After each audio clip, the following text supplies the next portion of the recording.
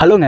யூஏல visa முடியறதுக்கு முன்னாடியே resign பண்ணா கம்பெனி வந்து பே பண்ணணும்னு சொல்லி மிரட்டினா பே பண்ணணுமா வேணாமான்னு இந்த வீடியோவில் சொல்கிறேன். மறக்காம இந்த வீடியோ ஃபுல்லாக பாருங்கள். யூஏல ஒர்க் பண்ணுறவங்க ஃப்ரெண்டுக்கு இந்த ரீலை ஷேர் பண்ணி விடுங்க.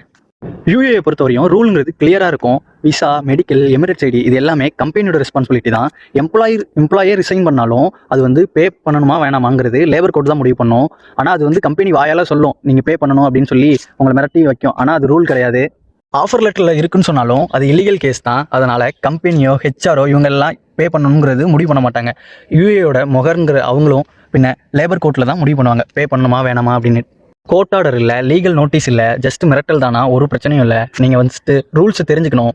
எந்த கம்பெனியாவது உங்களை வந்து மிரட்டினாங்கன்னா பே பண்ணணும்னு சொல்லி மிரட்டினாங்கன்னா நீங்கள் வந்து முகரில் வந்து 800-60 அந்த நம்பருக்கு கால் பண்ணிங்கன்னா நீங்கள் அவங்களே உங்களுக்கு ரூல்ஸ் ரைட்ஸ் எல்லாமே சொல்லுவாங்க. நீங்கள் பே பண்ணணுமா என்ன பண்ணணும் அதெல்லாமே டீட்டெயிலாக அவங்களே சொல்லுவாங்க. லேபர் கோர்ட்லேயோ முகர்லையோ நீங்கள் வந்து ஒரு கேஸோ ஒரு அக்யூசிஷனோ வச்சிங்கனாவே கம்பெனி வந்து பயப்படுவாங்க. நீங்கள் லீகலாக போயிட்டீங்கன்னா ஃபுல்லாக லீகலாக தான் போகணும்.